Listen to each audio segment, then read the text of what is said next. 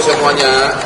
Jadi pagi ini saya kesakitan lagi di apa tadi namanya itu Bu? Di bagian pinggang bawah. Bagian pinggang bawah.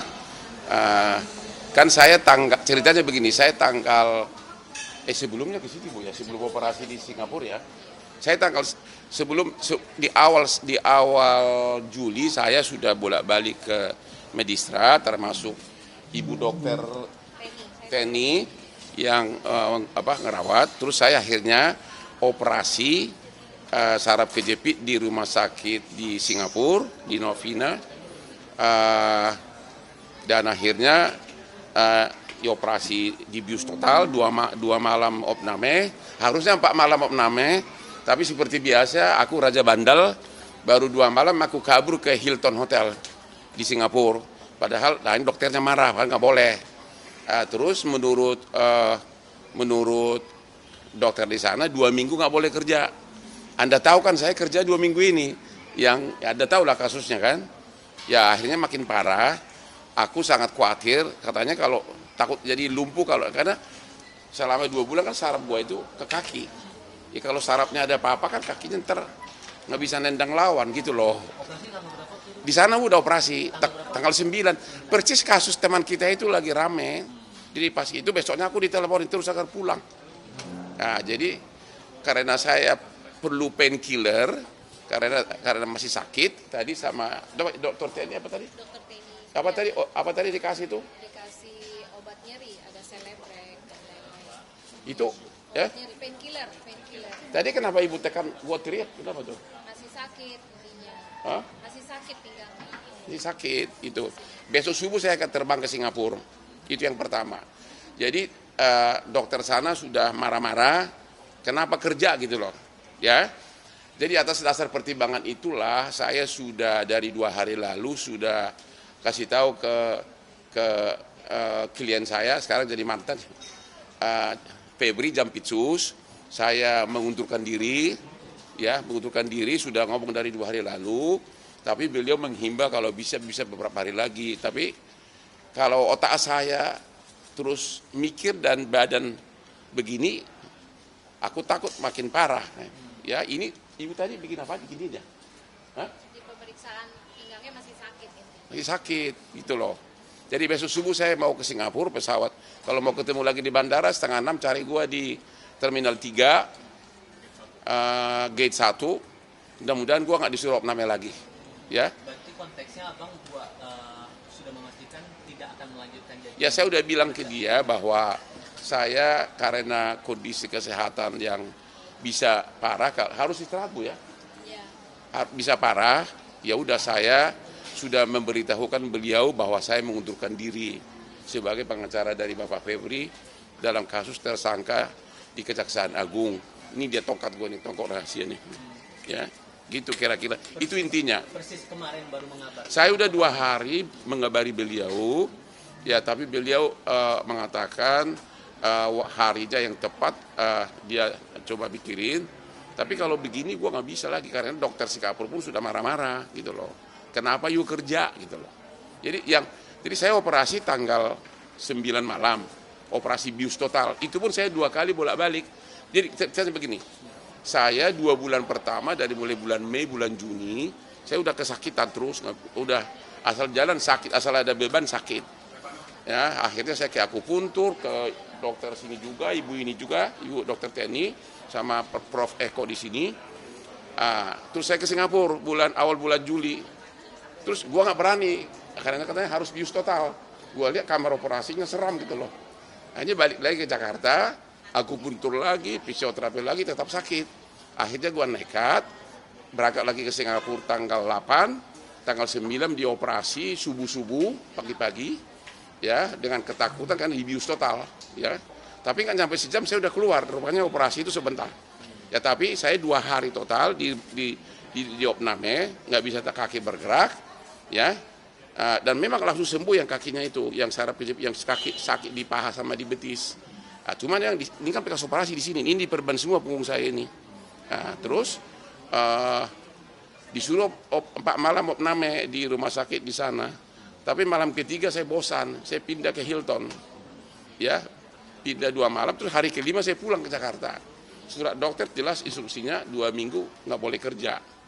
Ya baru 4 hari lalu saya merasa makin sakit. Ya akhirnya, ya ini hari ini saya minta painkiller sama ibu dokter, dan sudah janji sama dokter di Singapura, dokter saya, ahli spine, ahli itu loh, bukan yang di belakang itu loh, yang begini, apa namanya itu Bu? Yang panjang itu apa namanya? Spine, bahasa Indonesia apa? Spine. Besok hari Sabtu subuh saya akan diperiksa lagi. Jadi aku jujur sebenarnya aku takut lumpuh. Karena gini kan, sebenarnya belum tentu lumpuh ya Bu. Aku takut loh karena lu mau lihat nih. Bentar, ini mau lihat nih. Boleh kan? Berban semua. Oh ya, hati kau jadi tergiur ya. Sampai ada tindakan operasi nggak yang ke Singapura itu? Atau Sudah operasi. Jadi gini, saya sudah bulan Juni udah kesakitan. Sudah bolak-balik ke sini Bu ya.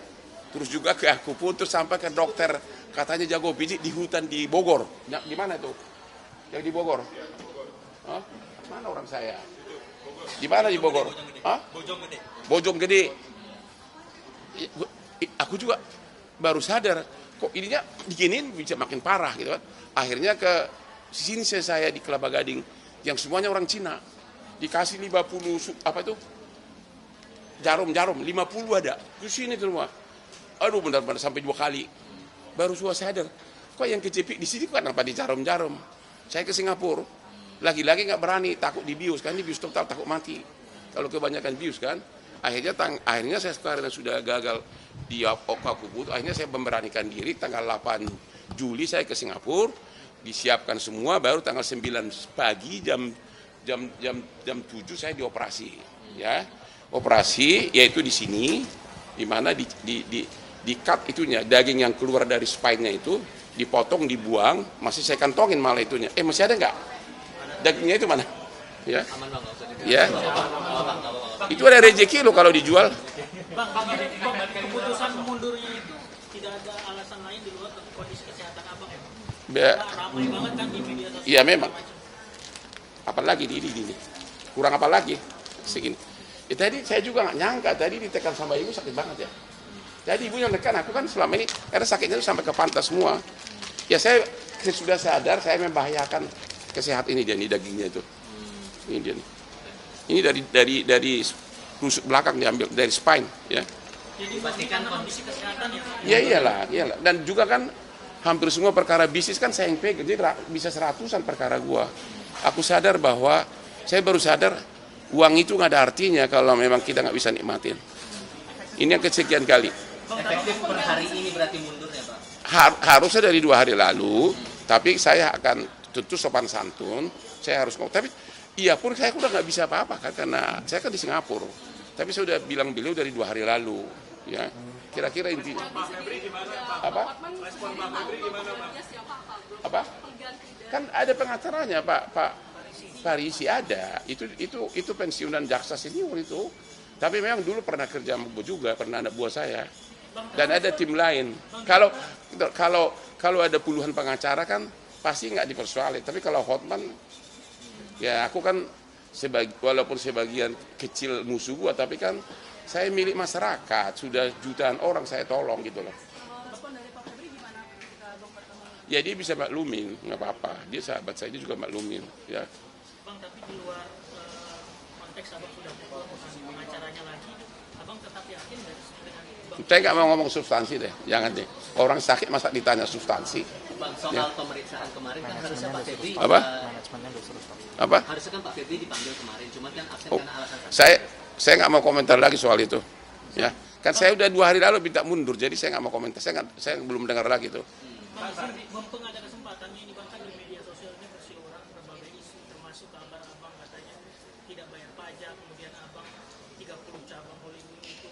Udah deh, jangan ngomong gitulah. Udah udah deh, janganlah. Ini kan gue lagi sakit. Lu baca di postingan gue lah. Postingan gue kan gue tahan orang-orang kantor pajak malah yang itu fitnah banget itu. Terus dikaitkan ke orang sumpah mati, tau nggak?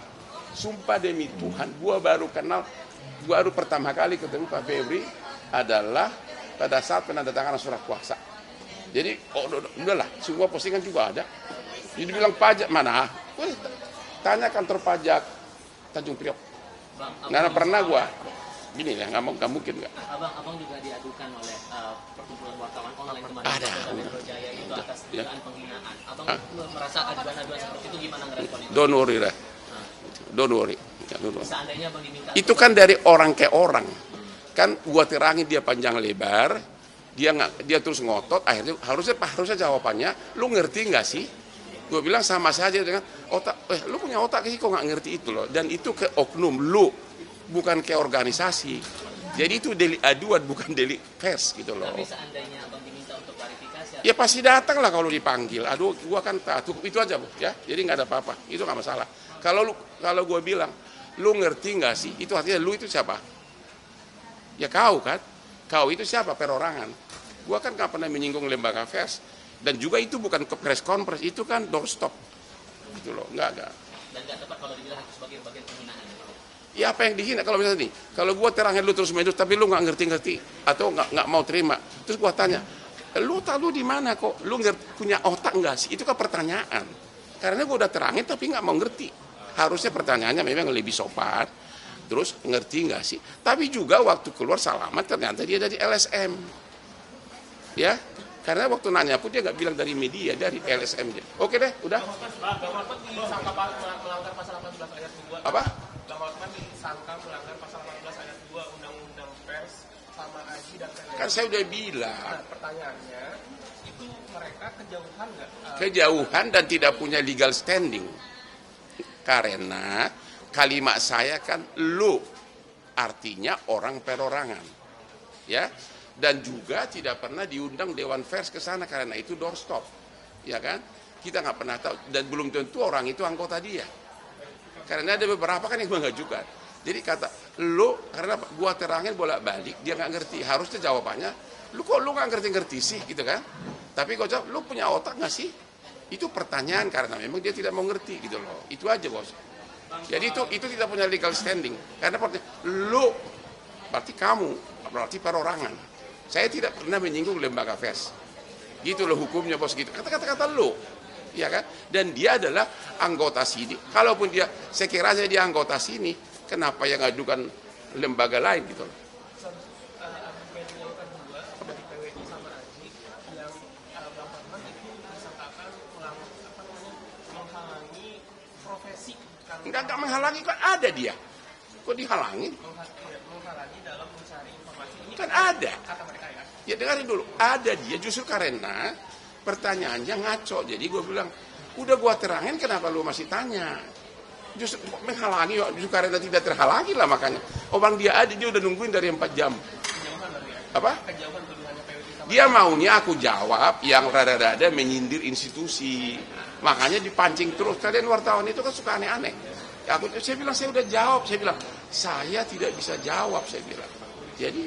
Tapi ditanya terus, dia bilang, harusnya jawabannya, lu ngerti nggak sih? Harusnya, lu punya otak nggak sih? Maksudnya kenapa lu nggak ngerti-ngerti? Dan itu kayak oknum perorangan. Dan juga tidak pernah di situ dibahas ada lembaga pers, nggak ada. Karena itu kan doorstop. Dan yang hadir itu 2/3 adalah bukan wartawan. Ada Intel, ada yang LSM, namanya juga kasus politik. Udah itu aja deh. Jadi udah selesai. Lagi bang, terakhir bang, kemarin kan ada kabar berita katanya keponakan. Udah lah, janganlah, udah deh. Ini kan udah di kamu nanti udah. Janganlah bahas. Udah ya.